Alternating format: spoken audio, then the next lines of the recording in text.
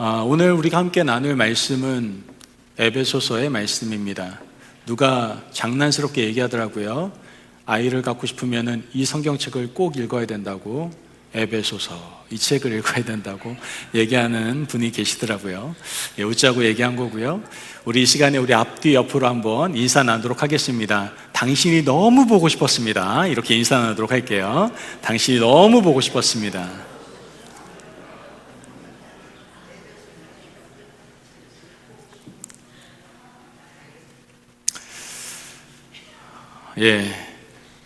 우리는 동행하는 우리 하나된 교회가 되기 위해서 서울부터 계속해서 두 번째 주제인 성도와의 동행에 대한 말씀을 함께 나누고 있습니다. 여러분, 동행한다라는 그것은 같은 시간에 같은 한 장소에 있다라고 해서 동행을 한다라고 말할 수는 없습니다. 동행이란 같은 방향을 보고 또 같은 길을 걸어가는 것. 그러려면 어떻게 해야 돼요? 서로 걸음의 보폭도 맞춰야 될 거고요. 서로의 상처를 외면해서도 안 될 겁니다. 또한 서로의 연약함 앞에서 때로는 걸음을 멈추기도 하고 함께 앉을 수도 있는 것. 이것이 진정한 동행이다라고 말할 수 있는 것이죠. 이런 동행을 저는 우리 임마누엘 교회가 함께 하기를 간절히 원합니다. 그런데 안타까운 것은 가장 가까운 사람에게 가장 깊은 상처를 받는다는 겁니다. 어제의 친구가 오늘의 왼수가 될 수 있다는 것, 우리가 아마 살면서 경험해 보셨을 거라고 생각합니다. 가족 사이에서, 또한 친구 사이에서, 그리고 때로는 교회 공동체 안에서도 말 한마디로 마음이 스크래치가 나고 오해가 쌓이고 또 기대가 무너지는 일들이 생긴다라는 것이죠. 그럴 때 우리는 어떻게 해야 될까요? 상처를 모른 척하고 그냥 지나가 버려야 될까요? 아니면 거리를 두고 각자의 길이니까 난 상관없어 라고 생각하면서 각자의 길을 걸어가야 되는 걸까요? 오늘 말씀은 그 질문 앞에 서 있는 우리에게 복음의 방향을 분명히 보여주고 있습니다. 오늘 본문 말씀 에베소서 4장 32절 말씀 함께 다시 한번 읽겠습니다. 시작. 서로 친절하게 하며 불쌍히 여기며 서로 용서하기를 하나님이 그리스도 안에서 너희를 용서하심과 같이 하라. 아멘. 여러분, 이 한 절 안에 용서의 공동체가 함께 걸어가야 하는 방식, 그리고 모든 원리, 그리고 능력이 담겨져 있다는 것을 알 수가 있게 됩니다. 먼저 우리가 에베소서 9절을 잠깐 살펴봤으면 좋겠는데요. 바울은요, 1장부터 3장까지 하나님이 그리스도 안에서 우리에게 행하신 구원의 은혜를 선포하고 있는 것을 보게 됩니다. 하나님께서 우리를 택하셨고 그리스도 안에서 죄사함을 주셨으며 성령으로 우리를 인치셨다라는 것이죠. 그리고 4장부터는 그 은혜를 받은 사람이 어떻게 살아가야 하는지를 우리에게 알려주고 있는 겁니다. 그러므로 에베소서에서 말하고 있는 윤리는 은혜를 상실한, 은혜가 없는 도덕 명령이 아닙니다. 이렇게 살아야 구원받을 수 있다, 이렇게 말하고 주장하고 있는 것도 아닙니다. 하나님이 그리스도 안에서 너희에게 이렇게 하셨으니 이제 그 은혜를 받은 사람답게 살아가라, 이렇게 말씀을 하고 있는 겁니다. 즉 구원론이 윤리론을 낳는 것이고 받은 은혜가 삶의 방향을 만든다라는 것을 우리에게 알려주고 있는 것이죠. 에베소서 4장 31절에서는 바울은 관계를 무너뜨리는 악덕들에 대해서 모두 다 버리라고 말씀하고 있습니다. 자, 버려야 될 것이 무엇인지 함께 보도록 합니다. 31절 같이 읽겠습니다. 시작. 너희는 모든 악독과 노함과 분냄과 떠드는 것과 비방하는 것을 모든 악의와 함께 버리고. 아멘 하셨으니까 정말 그렇게 해야 되겠죠, 그죠? 이것들은 모두 공동체를 파괴하는 것들이다라고 말하고 있는 겁니다. 마음속에 쓴뿌리처럼 남아있는 악독, 폭발하는 그러한 노함, 오래 붙들고 있는 분냄, 소리 높여 다투는 떠드는 것, 상대를 깎아내리는 비방, 그리고 그 밑에 깔려있는 악의, 이런 것들은 공동체를 어떻게 한다? 파괴한다라는 것이죠. 그러나 바울은 단지 벌이라는 거에서 멈추지 않고 그 비워낸 자리에 무엇을 채워야 되는지도 말씀을 해주고 있습니다. 독함 대신에 친절을, 노함과 분냄 대신에 불쌍함, 긍휼을, 악의 대신에 용서로 채우라고 우리에게 말씀해 주고 있다는 것이죠. 즉, 용서의 공동체는 관계를 파괴하던 옛사람의 언어와 태도를 다 벗어버리고 관계를 회복시키는 새 사람의 성품을 가지라고 말씀하고 있는 겁니다. 이 시간 성도와의 동행을 위해 용서의 공동체가 되기 위해서 우리가 어떻게 해야 되는지 함께 세 가지를 통해서 말씀을 나눠보고자 합니다. 성도와의 동행을 위해 용서의 공동체가 되기 위해서는 첫째, 따라해볼까요? 서로를 향하여 친절한 사람이 되어 가야 합니다. 뭐라고요? 서로를 향하여 친절한 사람이 되어 가야 한다. 이렇게 말씀하고 있습니다. 바울은 이렇게 시작을 합니다. 서로 친절하게 하며 라고 얘기하죠. 헬라어로 직역해서 한번 풀어서 말씀드리면, 그러나 서로를 향하여 친절한 자들이 되어 가라, 이렇게 뜻을 나타내고 있습니다. 여기서 헬라어로 보면 첫 단어가 기네스테라는 단어를 사용합니다. 이 기네스테라는 단어는 매우 중요합니다. 왜냐하면 이 말은 단순히 있으라라는 뜻이 아니라 되어 가라라는 뜻을 가지고 있기 때문에 그렇습니다. 바울은요, 이미 완성된 상태를 전제로 하면서 그 상태를 유지해라라고 말씀하고 있지 않습니다. 친절한 사람으로 계속 빚어져야 된다라고 말하고 있다는 것이죠. 이것이 신학적으로 말하면 성화라고 얘기할 수 있습니다. 여러분 한번 생각해 보세요. 그리스도인이 하루아침에 완성됩니까? 나는 하루아침에 완성됐다, 손. 반은 맞고 반은 틀리다, 이렇게 얘기할 수 있을 것 같아요. 그리스도인은 하루아침에 완성됩니까? 사실 아닙니다. 우리는요, 이미 새 사람을 입었지만 그 새 사람의 성품이 관계 속에서 계속 형성되어져야만 합니다. 그래서 공동체 생활이 중요한 거예요. 신앙생활은 혼자 할 수 없습니다. 관계 속에서 계속해서 새 사람의 성품이 빚어져 가야 되거든요. 그래서 교회 생활을 열심히 하셔야 되는 거예요. 복음은 우리에게 새 신분을 주고 동시에 새 성품으로 빚어가는 겁니다. 그런데 여러분, 그 빚어짐은 우리의 의지적 노력으로만 이루어지지는 않는다라는 것이죠. 빌립보서 2장 12절에서 13절 말씀을 함께 보겠습니다.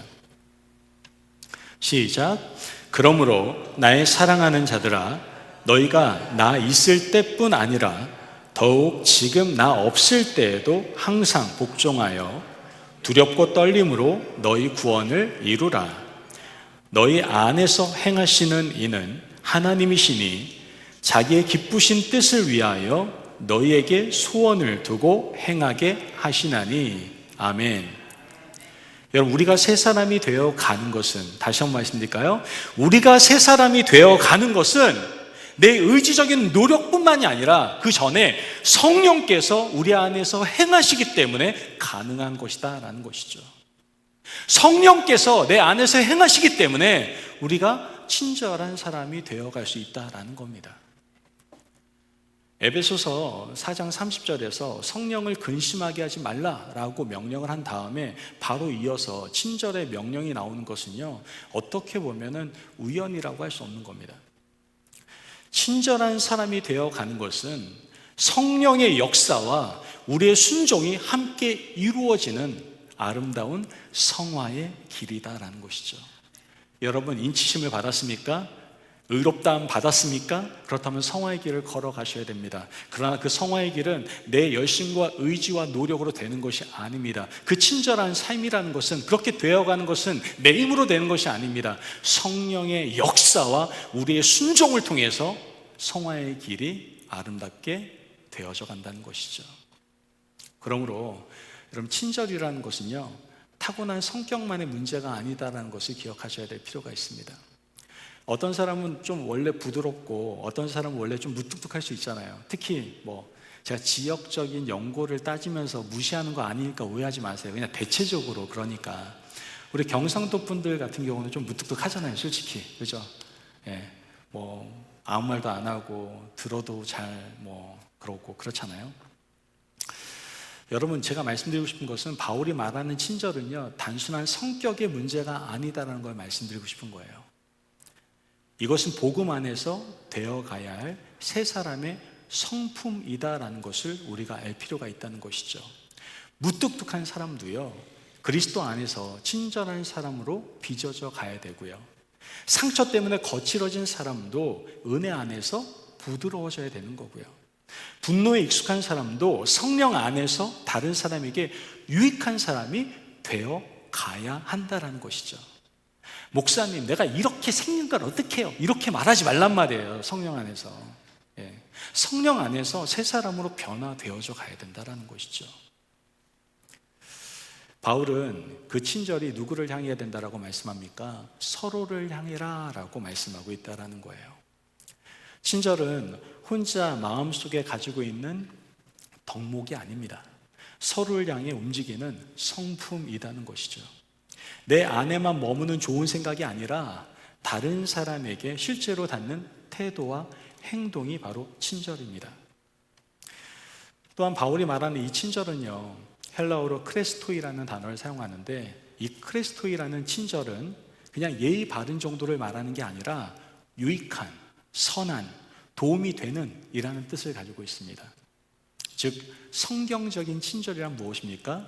겉으로만 부드럽게 대하는 그런 태도만이 아니라 상대방에게 실질적으로 유익을 주는 선함이 바로 성경이 말하고 있는 친절이다라는 것을 알 수가 있는 겁니다.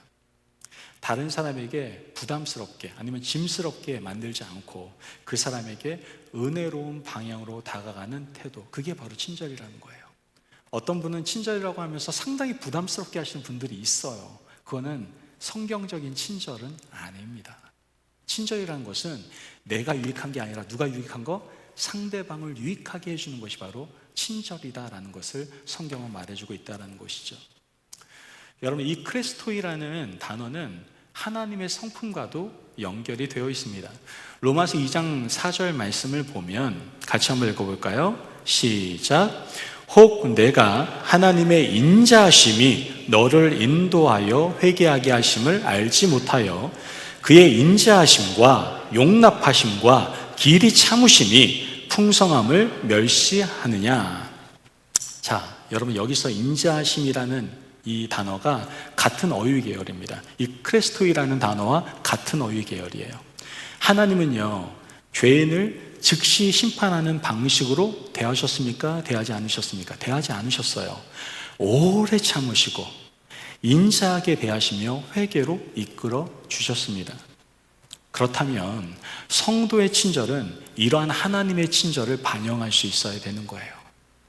하나님이 우리에게 인자하게 대하셨듯이 우리를 인자하게 대하셨기 때문에 우리도 서로에게 친절한 사람이 되어 가야 한다는 것이죠. 여기서 한 가지 더 주목할 것이 있습니다. 아까 말한 크레스토이라는 이 단어가 크리스토스라고 하는 그리스도와 발음이 굉장히 비슷하다는 게 좀 재밌지 않습니까? 그렇죠? 그리고 이 초기 기독교 이방인들이 이 그리스도인들을 뭐라고 불렀냐면은 크리스티아노이라고 불렀거든요. 크리스티아노이, 친절한 자들, 이런 단어로 사용했어요. 역사적으로. 어떻게 보면 좀 의도적인 언어의 유의라고 단정할 수는 없지만 우리는 이 비슷한 단어를 통해서 분명히 알 수 있고 깨달아지는 게 있습니다. 뭡니까? 그리스도께 속한 사람은 관계 안에서 어떻게 드러나야 된다? 친절한 사람으로 드러나야 된다는 것을 우리에게 깨닫게 해주는 겁니다. 즉 그리스도를 닮는다는 것은 추상적인 어떤 경험만이 아니라 실제 관계 속에서 다른 사람에게 유익하고 은혜로운 사람이 되어가는 것이다 라는 겁니다. 여러분, 교회 안에서 친절은요 절대 덕목이 아닙니다. 친절은 복음의 성품입니다. 친절은 관계를 살리는 힘입니다. 친절은 거친 마음을 부드럽게 하고 다친 마음을 가진 사람들을 열어주고 상처 입은 사람에게 숨쉴 공간을 만들어 준다는 것이죠. 그러나 이 친절이라는 것은 절대로 저절로 생기는 것은 아닙니다. 아까 말했죠? 기네스테, 되어 가야 된다라고 얘기했잖아요.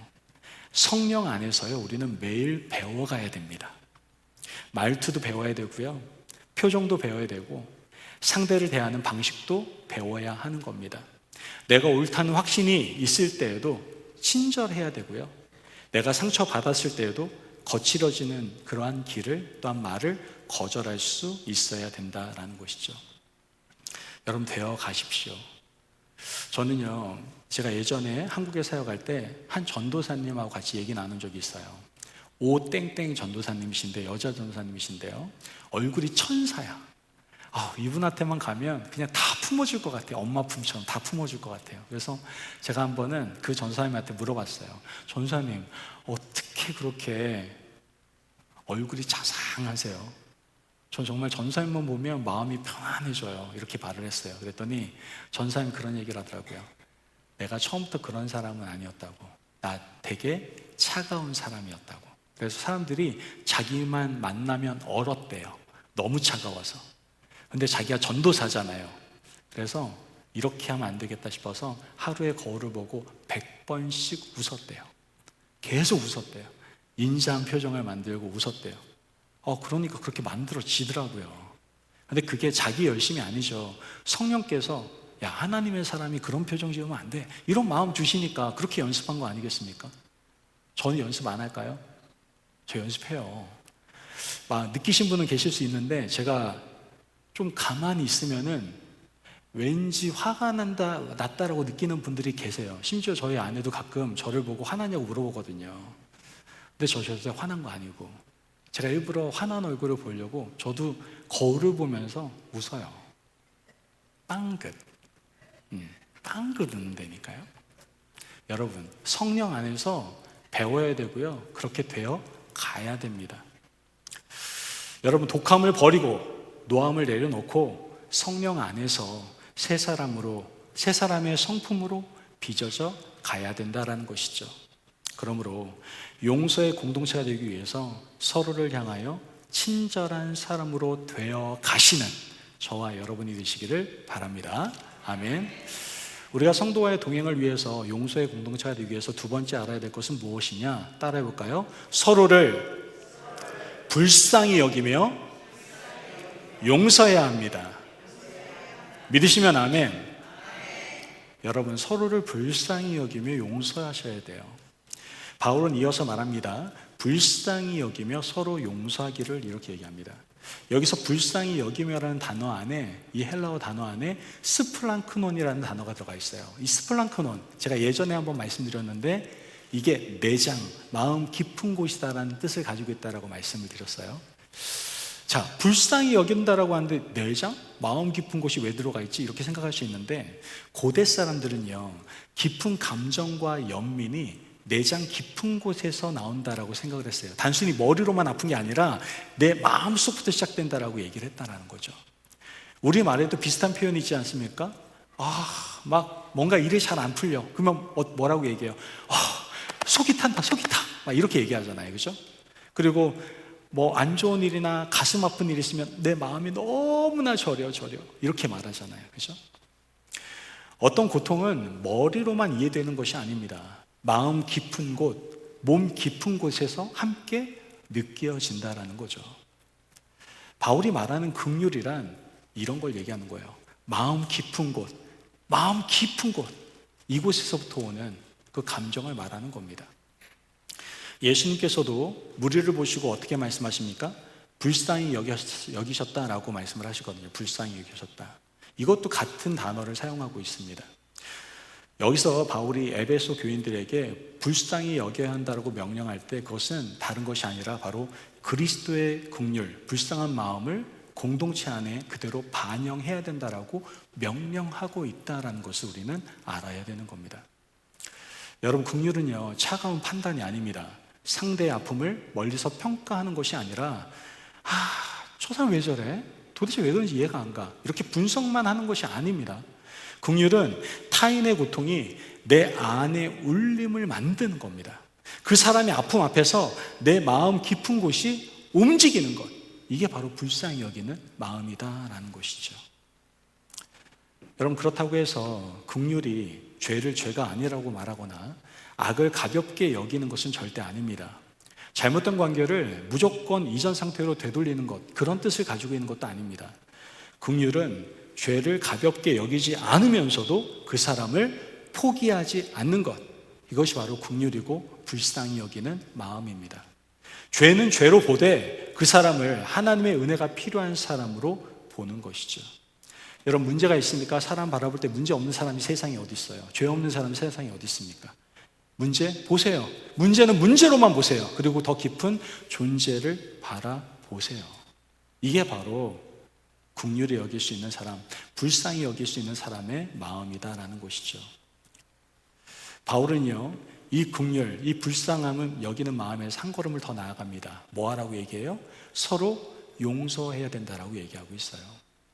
여기서 용서하다라는 말은 헬라어로 카리조메노이라는 단어를 사용합니다. 이 카리조메노이라는 단어가 재미있는 게 뭐냐면은 이 카리조메노이라는 단어가 카리스라고 하는 은혜라는 단어에서부터 나왔다라는 거예요. 그래서 이 단어는 그냥 잘못을 없던 일로 여기라는 뜻만이 아니라 은혜를 베풀다, 값없이 주다, 받을 자격이 없는 자에게 자유롭게 베풀다라는 뜻을 가지고 있다라는 것이죠. 이것이 바로 성경이 말하고 있는 용서의 핵심입니다. 용서는 뭐라고 얘기하는 거예요? 은혜의 행동이다라는 것을 우리에게 얘기하고 있는 거예요. 카리스, 은혜의 행동이라는 걸 말하고 있어요. 상대가 충분히 갚았기 때문에 용서하는 게 아닙니다. 상대가 받을 자격을 완전히 갖췄기 때문에 용서하는 것이 아니다라는 거예요. 용서는 은혜로 베푸는 겁니다. 여기서 우리가 중요하게 좀 구별해야 될 게 있습니다. 그게 뭐냐면은 용서와 화해는 다르다라는 거예요. 이게 혼선이 되니까 자꾸만 문제가 생길 때가 많습니다.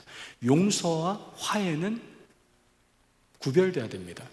용서는요, 내가 내 자신이 일방적으로 결정할 수 있는 거예요. 용서는 상대방의 반응을 기다릴 필요가 없습니다. 내가 용서하면 되는 거잖아요. 용서는 내가 스스로 할 수 있는 겁니다. 그러나 화해는 쌍방의 참여가 필요하다라는 것이죠. 상대방의 회개와 변화가 있어야 관계가 회복될 수 있기 때문에 쌍방이 필요합니다. 예전에 한 영화가 있었어요. 미량이라는 영화가 있었습니다. 기억나십니까? 보신 분도 계시고 안 보신 분도 계실 건데, 거기 보면은 한 죄수가 있는데 이 죄수가 아이를 유괴해가지고 죽였습니다.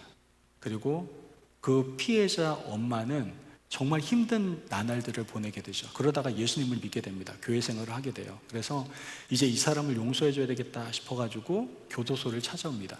근데 이 죄수도 참 감사하게 예수님을 만났어요. 그래가지고 회개를 한 거예요. 그래서 이 사람을 만나자마자 뭐라고 얘기했냐면은, 하나님께서 다 나를 용서하셨으니 난 이제 자유로웠습니다. 난 자유롭고 평안합니다. 우리 자매님도 이렇게 평화로우십시오. 물론 신앙적으로는 맞는 말 맞습니다만, 여러분, 용서는 혼자 할 수 있지만 화해는 혼자 할 수 있는 게 아니에요. 그 말을 듣고 이 피해자인 어머니는 예수님을 믿는 것을 버려버리기 시작합니다. 이 말이 무슨 말을 하는 걸까요? 여러분, 우리는요, 자꾸만 잘못된 신앙을 가질 때가 참 많아요. 내가 하나님께 용서받았으니까 다른 사람이 어떻든, 그 사람이 나를 용서하든 용서하지 않든 이제 나는 상관없어. 여러분, 이건 잘못된 신앙이에요. 용서와 화평, 용서와 화해는 구별돼야 돼요.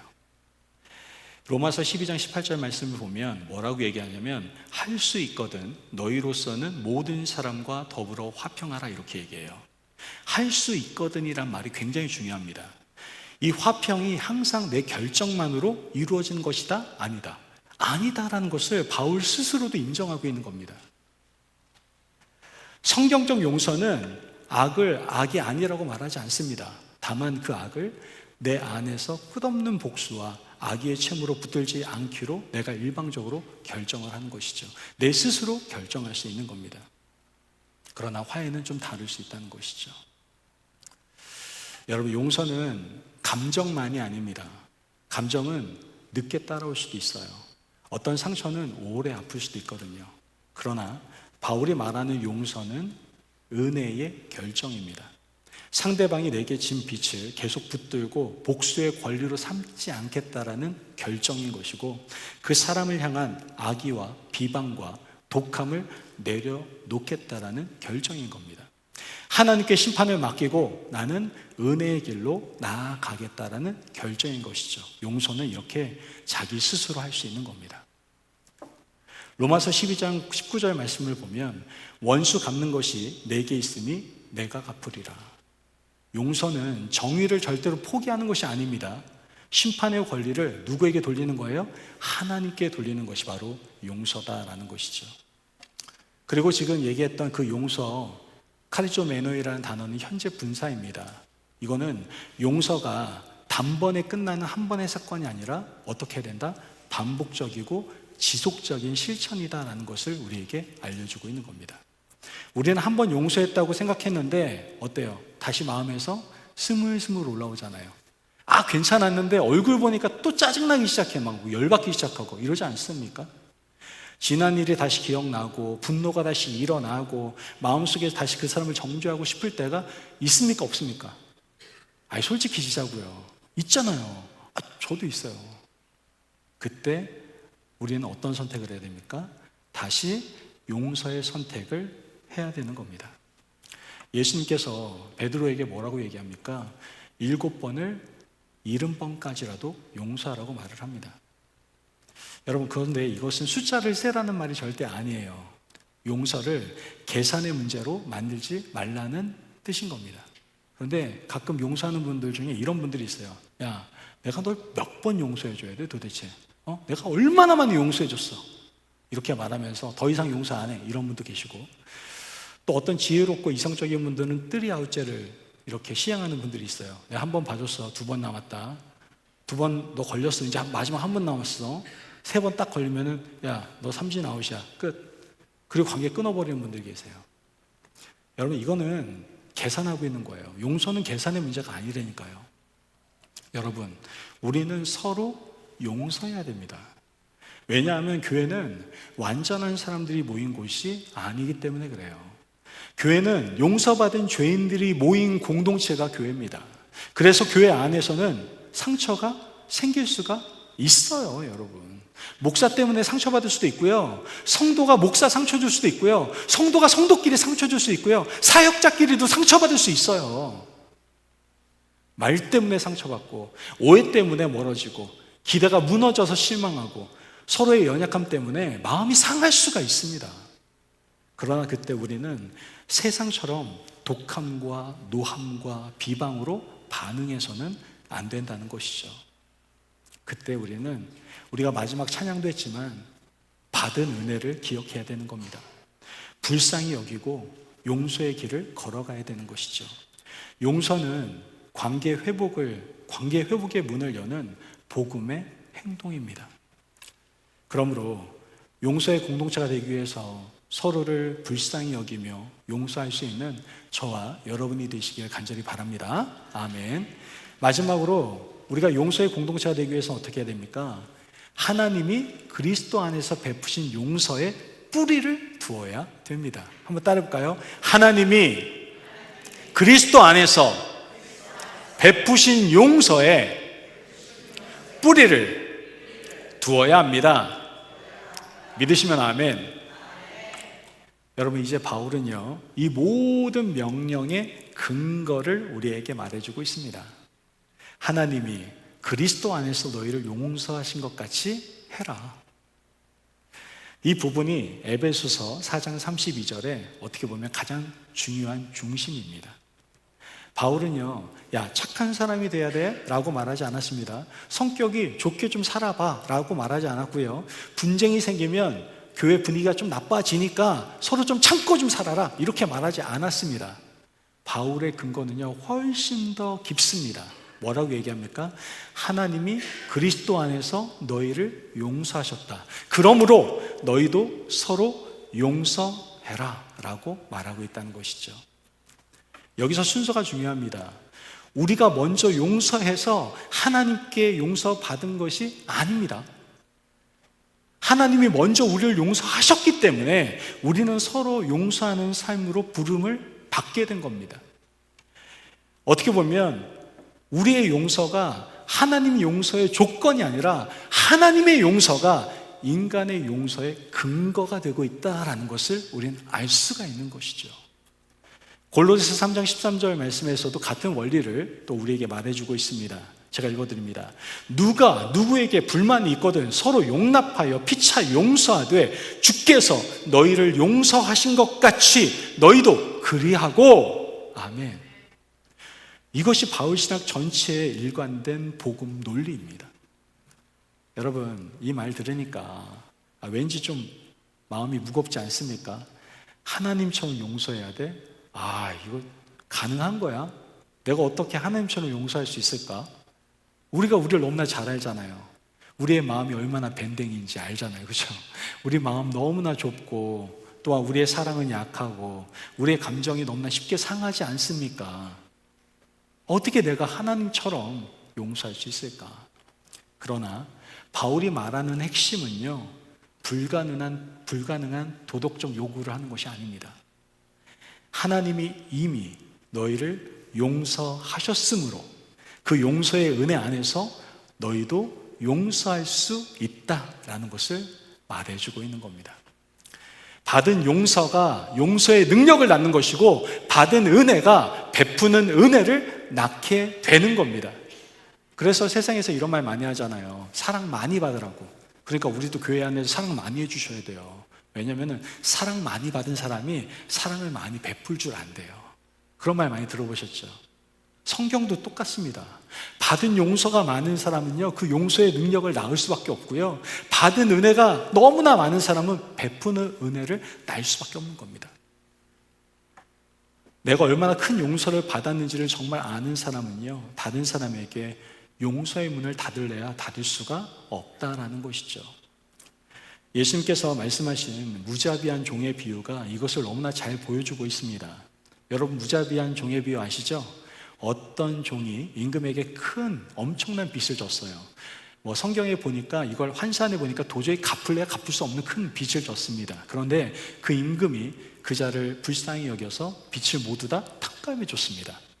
그러니까 이 탕감받은 종이 자기에게 아주 작게, 아주 미미한 그러한 빚을 진 동료를 붙들고 갚으라고 막 몰아붙이는 겁니다. 자신은 큰 빚을 탕감받았는데도 불구하고 다른 사람의 빚은 용서하지 않는 그 종의 모습을 보여주었죠. 예수님은 이것이 얼마나 큰 모순된 삶인지를 우리에게 보여주고 있는 겁니다. 여러분, 우리도 마찬가지입니다. 하나님 앞에서 우리가 탕감받은 빚은 헤아릴래야 헤아릴 수가 없습니다. 우리의 죄, 우리의 불순종, 우리의 교만, 우리의 정욕, 미움, 불신앙, 우리의 자기중심성, 하나님은 이 모든 죄를 그리스도 안에서 용서하셨습니다. 그러므로 우리는 다른 사람의 죄를 붙들고 끝없이 정죄하는 자리에 머물러서는 안 되는 겁니다. 머무를 수가 없는 겁니다. 내가 받은 용서가 너무 크기 때문에. 바울은 하나님이 그리스도 안에서 용서하셨다라고 말하고 있습니다.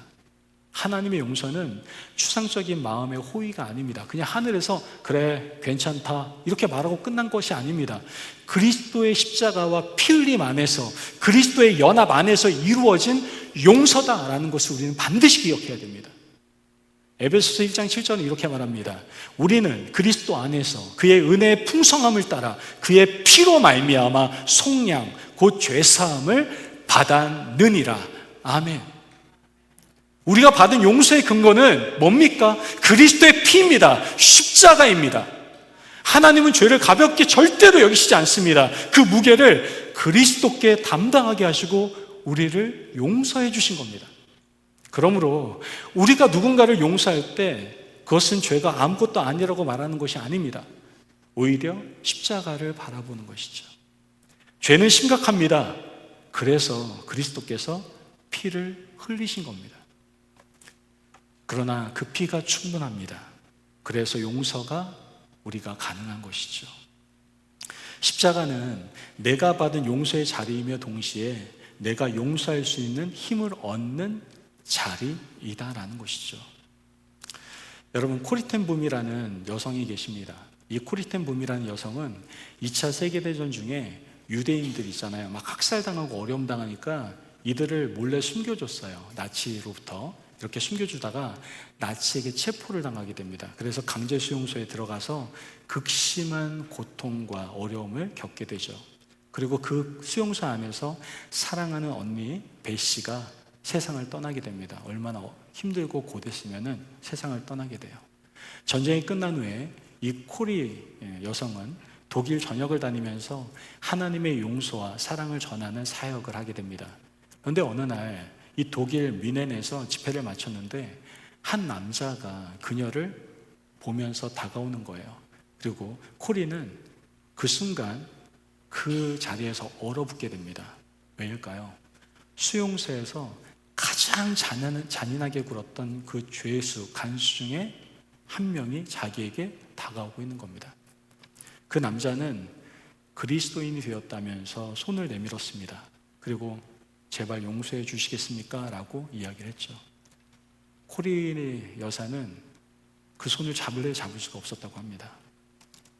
잡으려고 하니까 언니의 죽음이 막 떠오르고 수용소에서 자기가 얼마나 힘들었는지 겪은 고통을 생각하니까 도대체 잡을 수가 없었답니다. 그 순간 코리는 속으로 기도했습니다.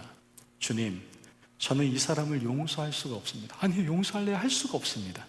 그러나 당신이 저를 용서하셨으니 당신의 은혜로 저도 용서할 수 있게 하여 주옵소서. 그리고 그 손을 잡았다고 합니다. 코리는 그 순간을 이렇게 고백하고 있습니다. 따뜻한 무언가가 제 어깨에서 손끝까지 흘러내렸습니다. 눈물이 쏟아졌습니다. 그것은 제 용서가 아니었습니다. 하나님의 은혜가 저를 통해 흘러간 것이었습니다.